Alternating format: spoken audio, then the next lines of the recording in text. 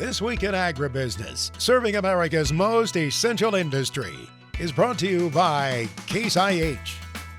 Coming up on this weekend's edition of This Week in Agribusiness, pork producers chart a path forward after Proposition 12. Hello, ladies and gentlemen. Thanks for joining us here for This Week in Agribusiness. I'm Mike Pearson in the studio this week, but we will hear from Max Armstrong later in the program. It's Memorial Day weekend, which means grills will be firing up across the country, and we're 2 weeks away from the World Pork Expo, and I figured it was time to check in on the hog industry. Joining us to do that is Jill Ressler. She is the CEO of the Minnesota Pork Producers Association. And Jill, thanks for joining us here today. Glad to be here. Minnesota, of course, #2 nationwide in pork production. Jill, how are pork producers in that state feeling here in 2023? 2023 has been tough so far. The economics in the pork industry continue to be a challenge. So our farmers are looking at losses on a per head basis, anywhere from $40 to $60 a head. So economics in the pork industry right now are quite challenging. Jill, are they improving at all? Corn prices, meal prices coming down, offering some respite for growers? Yeah, corn prices have come down some, but we do continue to see high feed prices, which are driving the overall profitability within the pork industry. We're also seeing a big spread on basis between the Western Corn Belt and Eastern Corn Belt, which is certainly having a significant impact on pork producers here in the state of Minnesota. And all of those economic factors now compounded by the Supreme Court decision upholding Proposition 12 in California. Jill, how are Minnesota pork producers reacting to that decision? Yeah, the Proposition 12 opinion coming out of the Supreme Court certainly was disappointing. Yet, pig farmers are resilient. And the big thing now is how do we move forward to make sure that California consumers, all California consumers, which actually make up about 15% of U.S. pork consumption, have access to affordable, nutritious pork. So that's really what we're looking at for next steps, is how do we ensure that Californians have access to pork. And those next steps, I imagine it will be a slow slog to get everything worked out to make sure that flow of pork continues. Jill, is that right? That's right. We're looking at a July 1st implementation date. We have no reason to believe that that's not going to be when Prop 12 continues to be or does get implemented within the state of California. And so that's really the date that we're looking at. But I think we'd be naive to think that, just on July 1st that we ramp up to full compliance, full shelves in California. But we're going to do the very best we can within the industry to make sure there isn't a significant market disruption. Well, and market disruptions are something we always watch out for. Producers in Minnesota and northern Iowa, Jill, I understand, are concerned about some processing capacity going away. Can you speak to that a little bit? Yeah, there's certainly been a lot of discussion on the High Life plant in Windham, Minnesota. We've been hearing rumors as to what the next steps are on that particular plant. I think the biggest concern is, as we look at the closure of a plant in Windham, or the potential closure of the plant in Windham, those pig farmers are going to have to find different markets for the hogs that they currently market into the High Life plant. Much of that may be out of state. As we look at the broader impact of the High Life closure, it's a loss of a significant number of jobs in the community of Windham, and I think it really impacts rural viability in Minnesota. So the overall impact to rural communities across southern Minnesota, I think there's going to be a ripple effect of that potential closure. It certainly sounds like you're right, and it sounds as though we're waiting perhaps a few more weeks to see what's going to happen with that plant. Our thanks to Jill Ressler, CEO of the Minnesota Pork Producers Association. This portion of This Week in Agribusiness is brought to you by Firestone Ag. The Firestone Ag Dealer Network offers you the support, inventory, and resources you need. Visit firestoneag.com to find your local certified dealer. It's time to talk markets. Joining us this week is Ted Seifert of Zaner Ag Hedge. And Ted, we saw the market's focus turn to new crop this week. New crop December corn held the $5 level. Is that a bullish fact in your mind? We closed below it one day and then we popped back above it. In fact, corn had a 3-day rally of about 6%. That's the biggest rally that corn's had this calendar year so far. That's good to see. We are starting to get concerned about weather. There's a lot of people talking about how dry it is, especially out west. The forecast that we have in the near future isn't very wet. And there's above normal temperatures in there. The thing is, these are late May, early June above normal temperatures, not the scorching heat that you would see in July and August. So yes, there is a bit of a concern building. Whether that will come into fruition long term or not, we'll have to see. There's a lot of weather forecasters that say really no. But at least for the moment, it might be a good reason for a recovery in the markets, some weather premium to be built back into these markets. It might be another rather good opportunity for producers to sell here. And that was going to be my next question, because we know on the back burner we've got this big potential large crop down in Brazil. Ted, is that moving towards harvest? Yeah, so Brazil's crop getting into harvest, that's going to be big competition for our exports, which are pretty much non-existent anyways. That's a big problem. And really, the problem for corn isn't a supply issue, an oversupply issue. It could be at the end of this coming growing season, but the problem is a demand issue. So if you start cutting away at supply, you really don't get that tight of a balance sheet, because I think there's a lot of excess demand on the USDA's balance sheet unless prices are sharply lower. So it's going to be real tough to have a sustained rally based on a weather problem unless it's an absolutely major weather problem. So if we get that rally here over the course of the next few weeks, I think we really need to take advantage of that. What price levels are you watching in that December corn contract? Yeah, I'd love to see 560 again. I'm not sure we'll get there. 540 would be nice, but we had a hard time with 527 so far this week, so we'll see. All right, Ted. Ethanol, you are a proponent of that fuel. Where do you see demand going this summer? Yeah, I think we're going to be driving a lot more this summer. The thing that's been holding us back on ethanol demand or gasoline demand as a whole is the whole work from home thing. The corporate climate has changed. You can see it downtown city of Chicago, really any big city. People are going back to work, but they're not going back to work full time, right? I mean, they are working full time, but they're working from home part time, working from the office part time. So it's kind of a hybrid thing.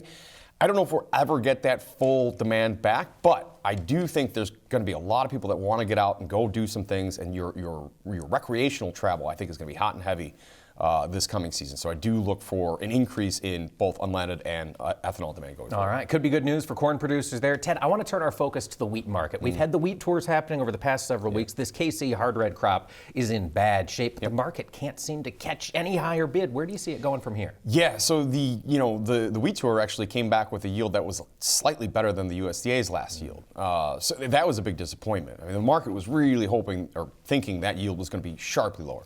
And as you're following along on Twitter and watching the pictures and things like that, you kind of say, how are they coming up with this yield? So I don't know. We'll have to see. But we just can't really catch a bullish spark to get this short covering rally going in earnest. The funds continue to be short. They have not really been scared out of their positions. Black Sea deal is supposedly going again, although we are seeing a problem with one of the ports. Wheat is just, it's a powder keg that needs a spark, but if we don't get that spark, well, then we're just going to keep doing what we're doing. We know the large short in KC. How are the funds sitting in Spring and Chicago wheat? Yeah, I mean, they're short across the board, right? I mean, the Chicago short is a very large short as well. Minneapolis is just so much of a thinner market. They prefer the KC and the Chicago wheat markets. All right, lots to watch here in this market going forward. Ted, anything on the wheat side that's going to catch your attention this next week? I mean, I'm keeping an eye on the U.S. dollar. There's a lot of contention about what the Fed's going to do next, whether they're going to raise or not. Most people, I think they're going to pause. I don't think they will. I don't know. Higher dollar is going to keep pressure on wheat. Also, as we start to get into harvest, we'll have to see what those harvest results have to say. Those are all coming, folks. We'll be back with more with Ted Seifert of Zaner Ag Hedge in just a moment. This portion of This Week in Agribusiness is brought to you by Firestone Ag. Harvey Firestone invented the first pneumatic farm tire, forever changing what it means to farm hard. Visit firestoneag.com to learn more about this history and tire solutions for today.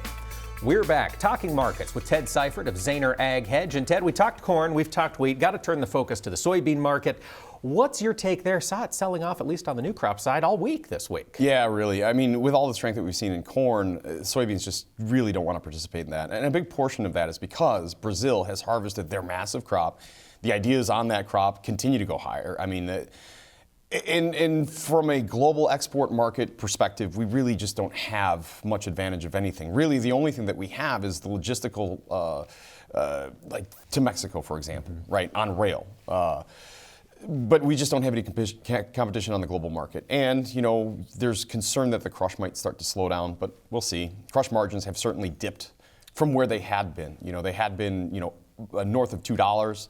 Now they're $1 or lower. It's the first time that we've gotten below the 5-year average in the last 3 years. So will that slow the crush down? I don't think it will, but there's concerns about that. Well, we saw the soy products come back into the headlines early this past week. Big purchase from, I believe, the Philippines for American soybean meal. Ted, is there more of that over this summer as that Argentinian drought impacts their exports? Well, we just saw a really big export sales week for soybean meal, and that was without the Philippine number. That'll be in for next week. So that was really good. That's really been the contention for a long time, is that because Argentina is short on the beans, they won't have the meal to export.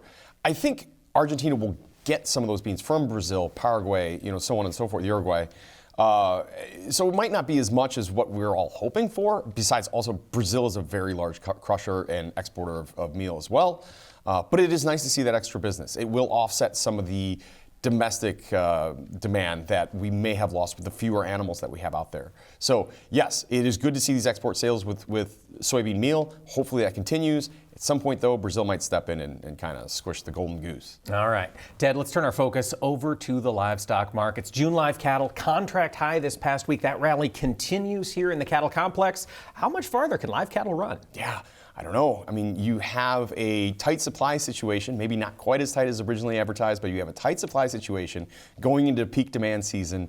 You would think this is now the time where we can do that. We just saw a cold storage report where we were down almost 7% year over year.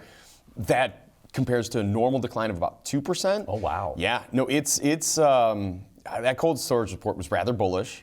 And on top of that, you've got weights that are declining, meaning we're more current on marketing. So there's not a whole lot of extra production that can be had right now, and you've got cash on fire. So really everything is there. The American consumer is not backing off buying beef, even the higher price cuts. Apparently not worried about recession right now. Until that changes, I think we have to continue to go higher. And yet, Ted, the futures market is fighting this May to June seasonal tendency to sell off here in the cattle trade. Do you think the bulls are going to win long term, or do we need that consistent flow of new information? Seasonals work when you have normal fundamentals, but when you have exceptional fundamentals on either side, bullish or bearish, we can go counter seasonal. And right now we're trading at a fairly large discount to cash in the futures market, which to me says that we don't have to trade seasonally necessarily. Feeder cattle. Ted, we've seen a little bit of break in the corn price here, but feeders have absolutely exploded. Yeah. Where do you see that going from here? Well, the replacement cattle, they're just not out there, right? Corn is now starting to try to pick up a little bit. That might keep a little bit of a lid on feeder cattle, but I don't see it, right? Like we said, we're current on marketings. We need the cattle coming back on feed. I don't know how feeders are going to break sharply. I just don't see it. All right, Ted, before we let you go, the hog market has seen the opposite of the cattle market. Is that going to change? Yeah, I don't know. Weights are coming down, meaning we're probably more current with marketings there. The problem with hogs has been demand. Like you said, the American consumer is not shying away from higher priced beef or looking for alternatives, the cheaper alternatives, i.e. pork. Hopefully, this grilling season will bring good demand across the board for all of the proteins. I'm hoping hogs can find a bottom. I'm thinking weights are a good reason to do that, but we're still waiting to find that bottom, apparently. All right. That's Ted Seifert, Zaner Ag Hedge. Ted, thanks for joining us this week. Always a pleasure, Mike. Thanks for having me. Colby Ag Tech is brought to you by Copperhead Ag Products. Visit copperheadag.com for more information.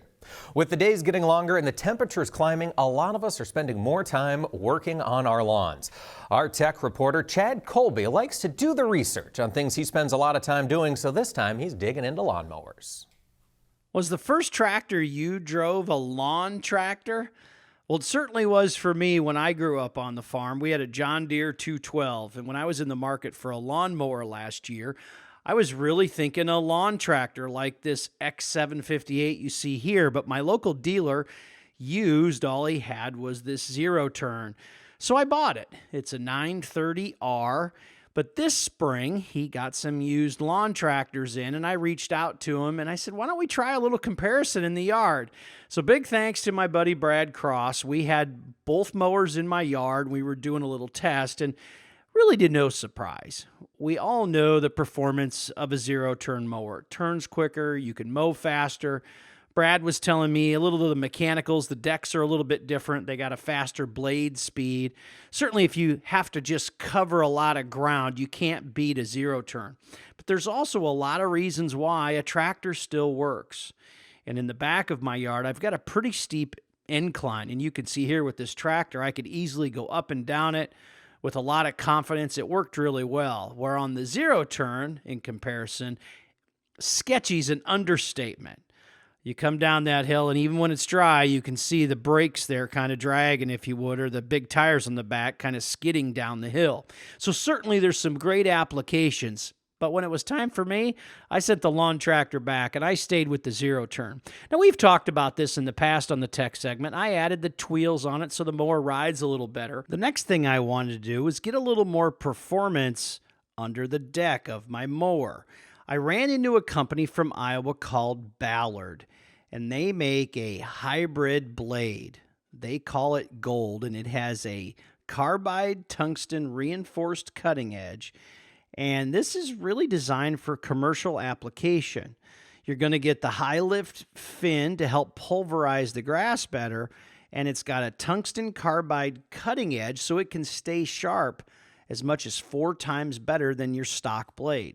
You can see it right here. This thing is aggressive looking. About 25% taller than the stock blade. And, I believe that in terms of the high lift capacity. When you set them side by side, you can see that. You can also see that little longer cutting edge.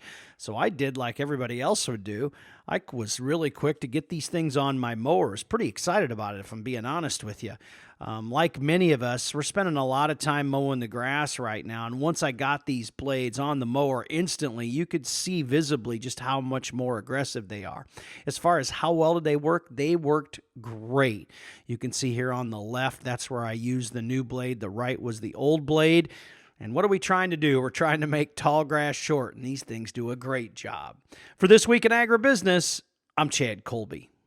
Leave it to Chad Colby to figure out how to get somebody else to mow half his lawn. Chad, thanks for that update. And folks, stay with us. More This Week in Agribusiness coming up in just a moment.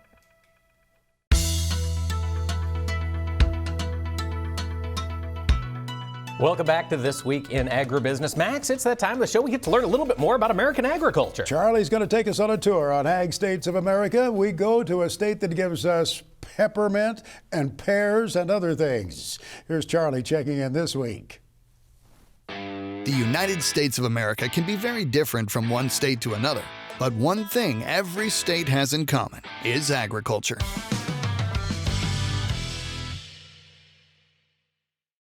Hey everybody, I'm Charlie Behrens and welcome to the Agricultural States of America. We're going to test your knowledge about the agriculture of different states and hopefully give you a bit of appreciation for all the great things that farmers are producing across America. All right, pop quiz. Which state has the deepest lake in the country and has the only state flag with different designs on both sides?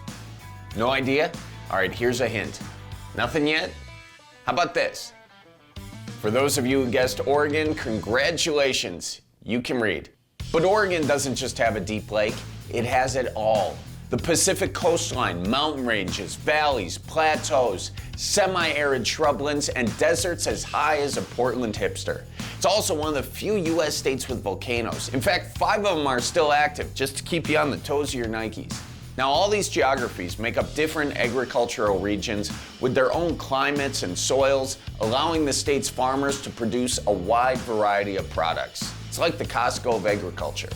The top products are greenhouse and nursery plants. In fact, Oregon is a top 3 nursery producing state. They export ornamental plants, shrubs, shade trees, and perennials throughout the U.S. So the next time you're watering your lilacs, you can thank the great state of Oregon. The second biggest agricultural product in Oregon is cattle, followed by hay, dairy, grass seed, wheat, potatoes, pears, and wine grapes. Speaking of wine, Oregon is considered to have a world-class wine region and is regarded as one of the premier Pinot producing regions in the world.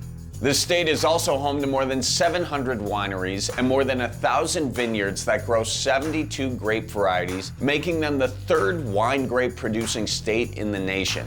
Also, did you know that the Oregon state flower is the Oregon grape, which has absolutely nothing to do with wine grapes other than it, contains the word grape.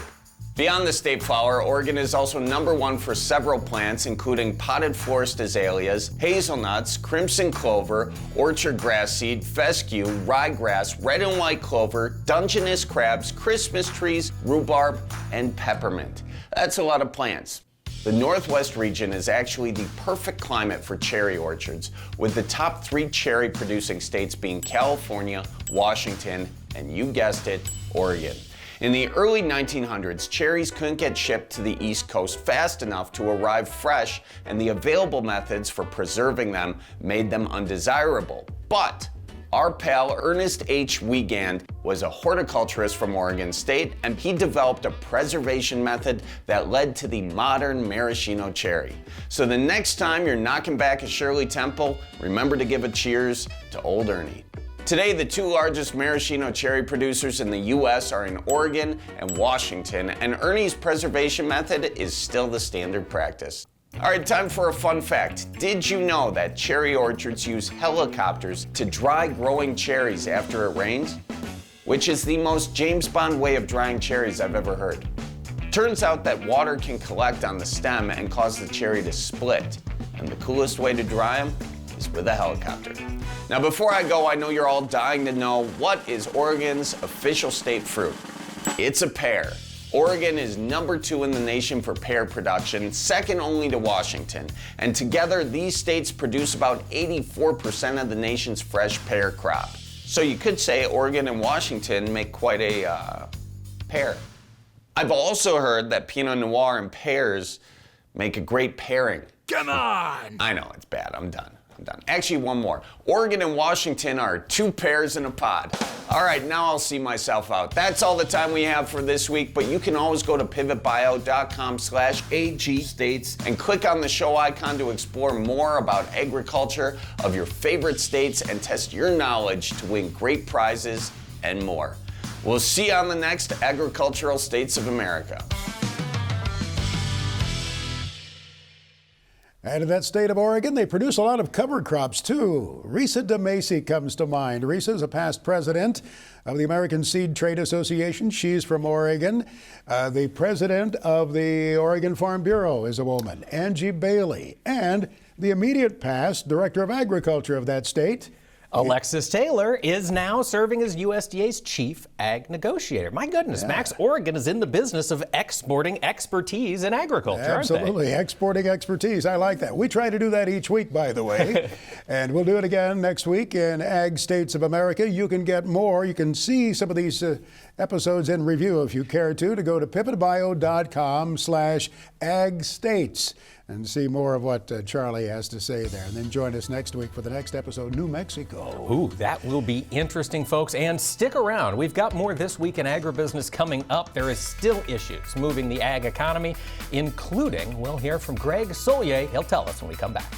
El Nino, so split jet stream patterns, one to the north, much weaker currents down here. But look at the expansive warmth running from the Pacific Northwest down into Florida. But the hot ridge pushing 90 or a little higher in this particular part of the country, and note how it extends up into much of the central and southern Canadian prairie. That will be an ongoing dryness and drought related issue as well. Into the precip maps we go. System still lingering in through the Outer Banks. Some afternoon showers and thunderstorms down through Florida. More drought relief, more drought expansion eastern and northeastern parts of the Corn Belt.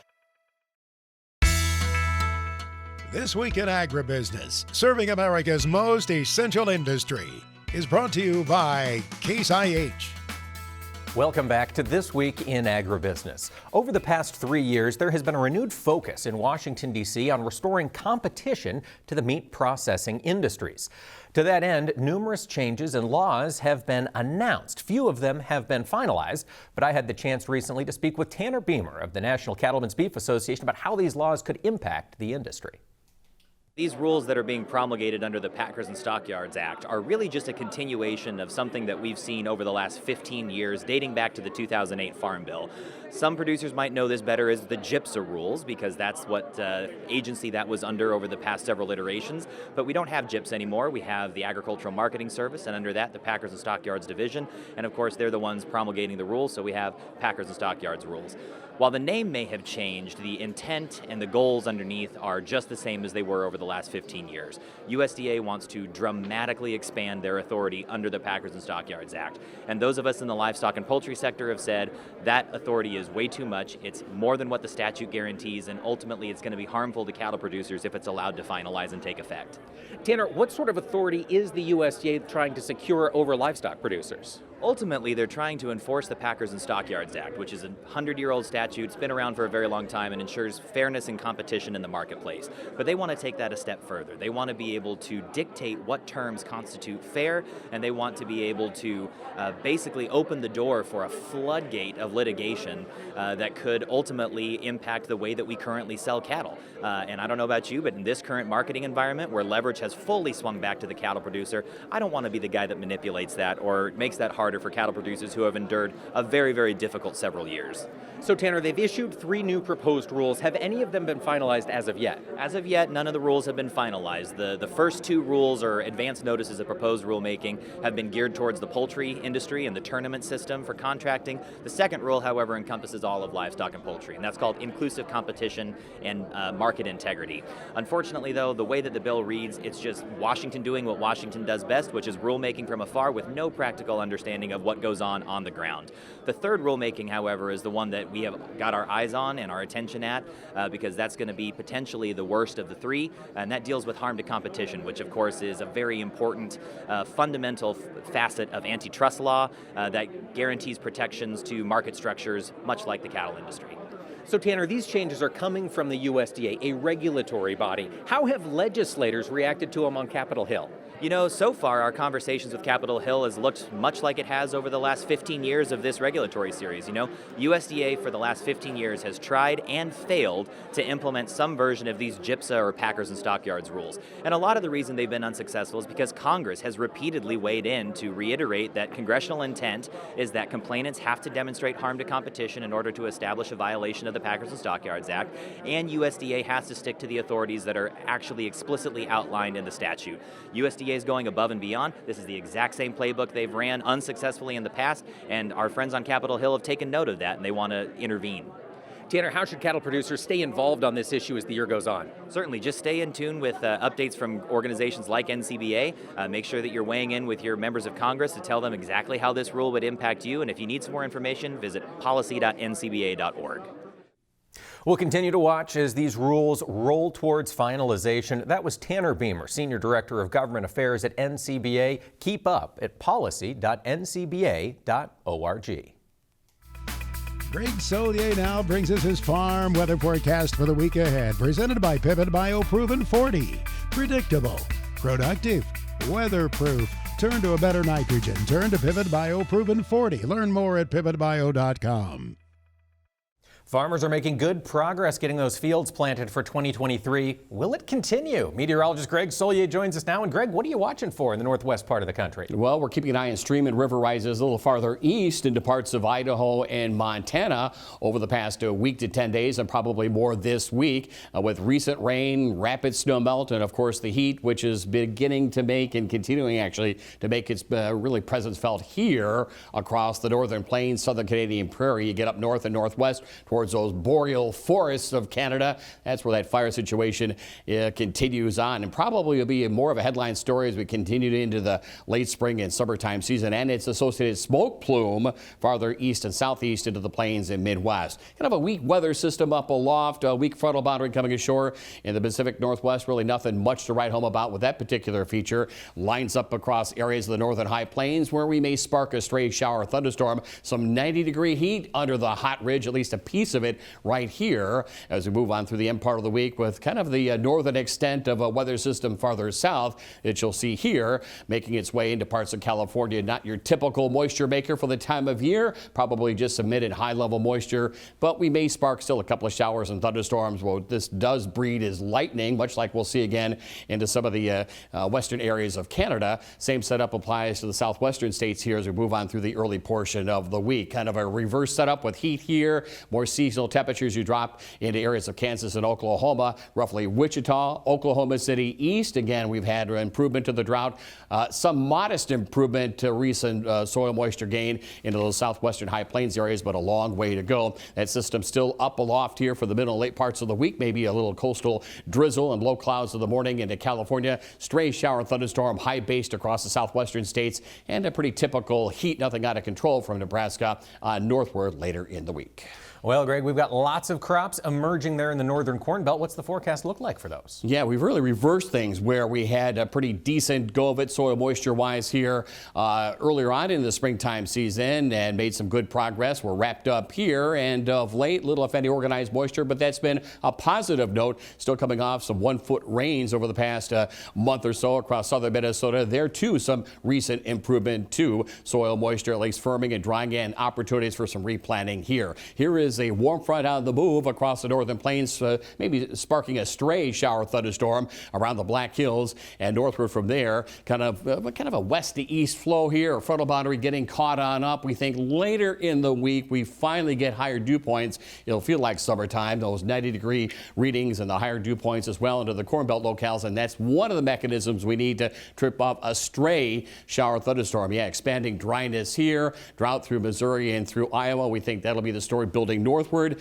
A real clear cutoff as we get deeper into June and July of a wetter weather pattern for the eastern and southeastern sections of the Corn Belt. Down through the southern plain states areas, again, some modest improvement to the drought in some areas to the west, more so to the east. Stationary front, couple of showers and thunderstorms down through the Rio Grande. Otherwise, pretty quiet weather picture. Later in the week, we've got this boundary and some semblance of a little tropical feature or extra tropical into the very warm waters of the northern Gulf of Mexico. A couple of showers and thunderstorms there as heat and maybe a little more stress begins to build northward into southern sections of the Corn Belt. Again, keeping an eye on the drought through central Missouri.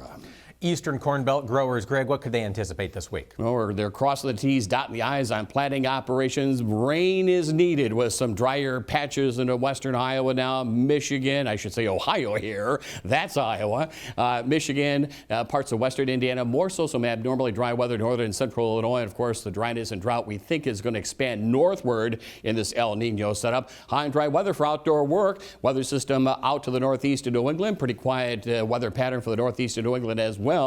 Eastern and southern Corn Belt warm, some heat back into the western complex and northward, where we think there'll be at least a couple of widely scattered showers and thunderstorms here later in the week. We think that's the vanguard to turning the tide here and trying to get some organized rains going across the Corn Belt locales. Drought improvement down through Florida over the past couple of weeks here, and another front and weather system making its way through the Outer Banks areas with some showers and thunderstorms there. High pressure and dry time across Tennessee and in through the southern plains. Pretty quiet weather picture other than a couple of showers and thunderstorms. Again, we think a little weakness up aloft and maybe a couple of showers and thunderstorms of this tropical pattern. Central and western Gulf Coast areas. Afternoon showers and thunder down through Florida. It's warm, dry, high pressure across the mid-Atlantic region, the northeast and New England. Greg Solier is back with his extended farm weather forecast for the country, presented by Pivot BioProven 40. Predictable, productive, weatherproof. Turn to a better nitrogen. Turn to Pivot BioProven 40. Learn more at pivotbio.com. Meteorologist Greg Solier joins us now. Greg, you mentioned some precipitation next week. Who gets what? Well, southern states, some areas of the southern plains, yeah, we need moisture. We're clamoring for rain. Eastern sections back through Iowa as well as Missouri. We think here later into the week, at least a scattered fair offing of some quarter to half inch, that's 30-40% coverage. But the start, we think, of moisture in the western sections of the Corn Belt. Note the moisture down here through the southern sections of the winter wheat belt. Belt in through Florida. More drought relief here, maybe a little tropical system, Gulf Coast. Little, if any, organized moisture northern and eastern Corn Belt across the Pacific Northwest. Later in the week, some moisture there and a couple of high base showers and thunderstorms for the Southwest. We think this snapshot of the precip map should build north and eastward here in the coming weeks with more or less little or none as you get into the northern plains and ongoing dryness and drought that will expand and continue on southward here in the weeks to come. Well, Greg, what are you watching for the week of June 5th? Here is this hot ridge. Normally you see it in this particular part of the country, but it's El Nino, so split jet stream patterns. One to the north, much weaker currents down here. But look at the expanse of warmth running from the Pacific Northwest down into Florida. But the hot ridge pushing 90 or a little higher in this particular part of the country. And note how it extends up into much of the central and southern Canadian prairie. That will be an ongoing dryness and drought related issue as well. Into the precip maps we go. System still lingering in through the Outer Banks. Some afternoon showers and thunderstorms down through Florida. More drought relief, more drought expansion. Eastern and northeastern parts of the Corn Belt. We'll get into some additional moisture for areas back west of the Red River, down through the central and southern plain states, parts of California as well. Normal precip across the northwest.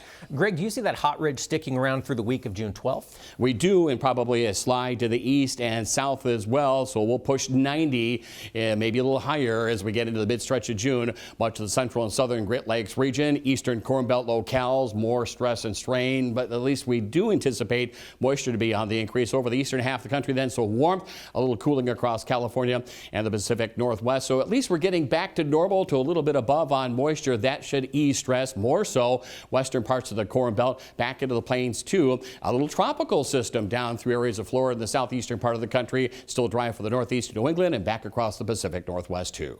Well, does it feel summery the week of June 19th? Well, the temperatures will come on down. That hot ridge and that split up El Nino setup temporarily for now, easing on up. So here's one weak ridge of high pressure aloft over this part of the country. Some cooling in the trough position across the northern reaches of the U.S. Summertime clocking in on the first here, a little before 10 o'clock in the morning in the central time zone. And here's a pretty optimistic outlook the way we see it here for summertime. The rest of it above average moisture for the eastern Corn Belt, drying out down through Texas. Next on This Week in Agribusiness, it's Max's Tractor Shed, spotlighting another great American tractor. And Max's Tractor Shed this weekend, it's another one of those Persian orange Alice Chalmers tractors. Max's Tractor Shed is brought to you by Mystic Lubricants. Remember, Max Armstrong reminds you, Mystic Lubricants are made to make it last. Well, I thought it appropriate this Memorial Day weekend to feature a tractor that had belonged to a military veteran who's gone on before us. Mr. Charles Pinnock Sr. passed away about 3 years ago. But throughout his life, he loved Alice Chalmers tractors. He had served in the Korean War, came home, went to work for the telephone company. Then he went back to work for Uncle Sam at Fort Drum. I got the story from his daughter, Debbie Bennett. She and her husband, Earl, now own that D12 tractor that Mr. Pinnock was able to buy from a friend of his a few years ago. And Alice Chalmers made 60 years ago.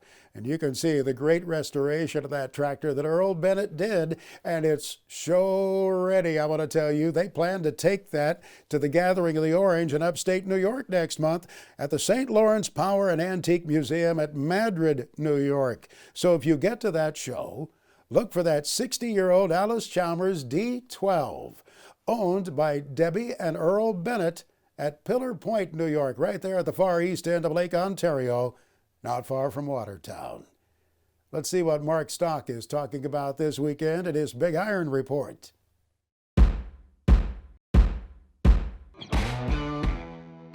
Well, Max, Memorial Weekend is the official beginning of summer, but is also one of the most important weekends of the year as we remember those who have given the ultimate sacrifice for us to enjoy the freedoms that we have. So we want to thank all those families who have lost a loved one protecting the great United States of America.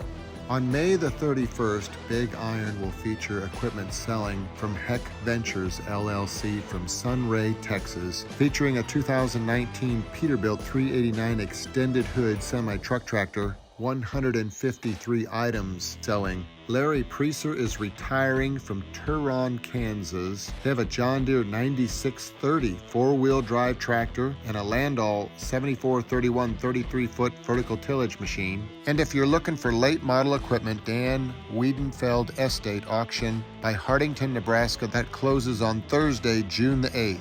Selling late model equipment, a 2020 John Deere 1795 16-row 32 CCS planter, 2018 John Deere S 770 combine, plus they have late model Case International 435 four-wheel drive tractor, Case International 305 mechanical front, 275 and 245 mechanical front tractors. Go to BigIron.com for this late model equipment, all selling in the next couple weeks.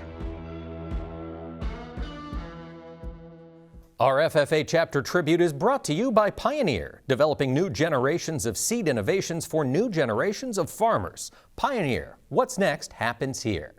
Now it's time to meet that next generation of young leaders in the world of agriculture, and this week we're meeting with the president of the National FFA, Andrew Seibel. Andrew, thank you so much for joining us here this week.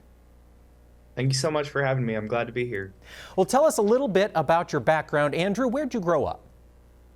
I grew up in a small town called Roanoke, Virginia, third generation on my family's farm where we have beef cattle and wine grapes, and I was raised by an agricultural educator, so FFA and Ag Ed have been a huge part of my life from the very beginning. I was going to ask you what prompted you to join FFA, but it sounds like there might have been some family pressure? Yeah, absolutely. My dad became state staff right after I was born, so I grew up backstage, going to national convention, going to state convention, so it was in my blood from the very beginning. And so now you get to see all of those things from a little bit different perspective. Andrew, if you would, for those of us who have never served at the national level in FFA, what's your day-to-day like as president? Our day-to-day is very different every single day. My teammates and I, all 6 of us, we spend over 300 days on the road. We put in about 150,000 miles individually, and throughout those days, we do things like visiting our corporate partners. We visit members at their schools at larger events like their state conventions, and just being able to see our members where they are each and every single day. It's never the same. It's always a little bit different. We're living out of suitcases, living in hotels, but it's the biggest blessing of all because in order to serve those members to the best of our ability, we need to be able to hear their stories where they are every single day, and we get to do that. That's fantastic. So over the year, you're spending a lot of time visiting the members where they're at. But Andrew, I understand in FFA, once a year, all those members come to one central location. How big of a responsibility is planning convention for the national officer team? It is a huge responsibility, but it's actually a responsibility that we haven't looked at too much yet. It's kind of an overwhelming thing. November 1st through 4th of this year, we're going to have over 70,000 people coming to Indianapolis, Indiana for a national FFA convention. And luckily, we have a full-time staff behind us that helps us put that convention on. And they're able to handle a lot of that legwork as we're on the road finishing out the year. Come September, we'll be moving back to Indiana, focusing in, memorizing scripts, getting ready for that convention. But right now, it's pretty hands-off from the officer team perspective. All right, focusing on those students. Andrew, look out longer term. What would you hope your career to be? You know, I'm still exploring that. This year has opened a lot of opportunities, and I thought it would help me figure out what I wanted to do with my life. But honestly, it's made it a little bit more confusing because there's just so much opportunity within agriculture. I do know I want to do a job where I can see my impact every single day, where I can work with people every single day and live a fast-paced life that changes a little bit every single day and come back home to kind of a more simple life at the end of each of those days. And I'm looking forward to finding that future within this wonderful industry. It certainly sounds like the ag industry might have something that would fit that bill. Andrew Seibel, National FFA President, thank you so much for talking with us this week. Yeah, absolutely. Thank you so much for having me. We wish you the best of luck as your year of travels goes on, and good luck getting that convention put together for the 2023 year. Thank you so much.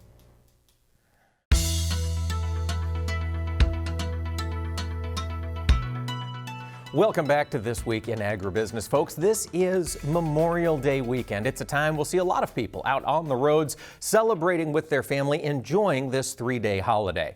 But here at This Week in Agribusiness, we remember that this holiday is for a reason. It's to remember those who have served, and Max Armstrong reminds us before we go for the week just how vital that service is. Yeah, Mike, we set aside this weekend for the observance each year to honor our veterans, especially those folks who have gone on before us. Did you know this? There are close to 170 national cemeteries in this country.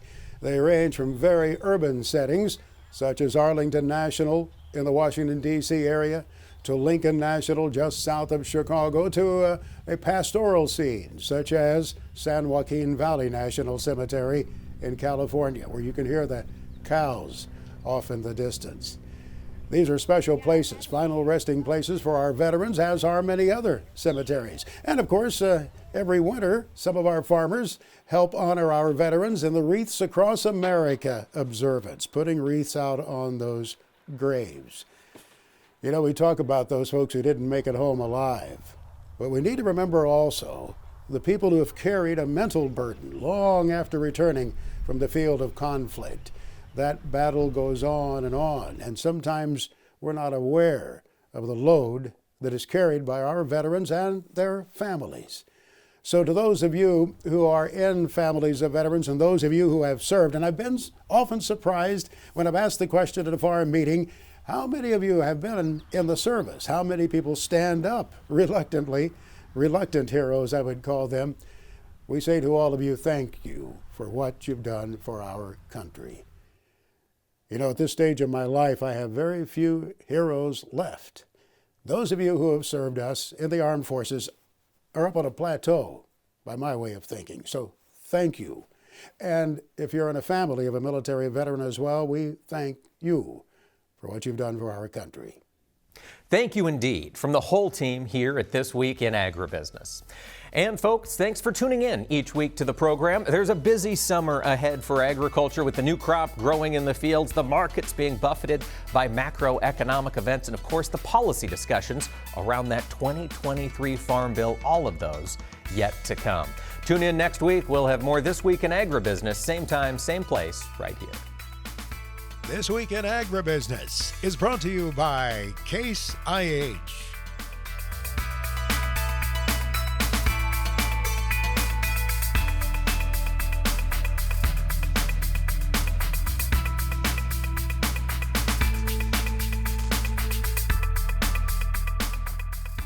This Week in Agribusiness is produced by Omax Communications in association with 22 Creative Group. We invite you to visit us online at agbizweek.com.